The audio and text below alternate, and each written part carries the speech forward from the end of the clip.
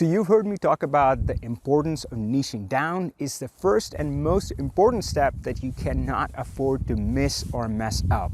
So you probably have realized by now that how important the role of a niche can be.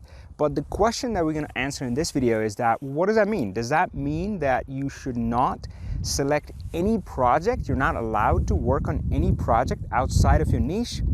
So that's what we're going to cover in this video.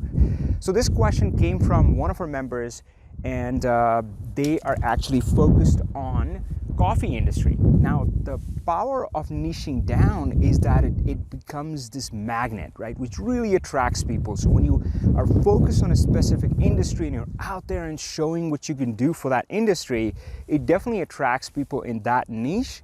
But that message is so magnetic, it's so attractive that it also pulls other people. And you remember that story which a kid is told to paint a fence, and he pretends that it's a fun job, and pretty soon all the kids in the town want to paint, and they're ready to pay him for the privilege of painting, and it almost becomes a thing like that. So the member in our program, they're focused on coffee industry, but they had people approaching from other industries like food industry, and the way they would come would be that, hey, we know you're focused on coffee industry, but we have seen the results you have gotten for them. Would you consider working with us? So again, this thing that they were almost requesting to work with this person. So that's the situation this person is in, and of course now it comes back to the question: should they accept that project or not? Now, that's where the difference is between what is niche, and that is around the messaging you put out there, versus the decision to select a project. And what my advice would be that you should separate the two, right? So niching down, focusing on a specific niche, is about really dialing down your messaging, right? So all of your social posts, or well, most of them, right? I mean, how does your LinkedIn profile look? If you have a website, how does that look? If you reach out to people, what kind of communication do you have? Which articles do you point them to? A lot of this stuff, right? I mean, if you speak at conferences or events, what kind of presentations do you do? So this is your messaging, right? This is what you're saying all the time, and that needs to be consistent and aligned with your niche. The closer alignment you can find with the niche, the more powerful and magnetic your message is going to become. So that is the messaging part.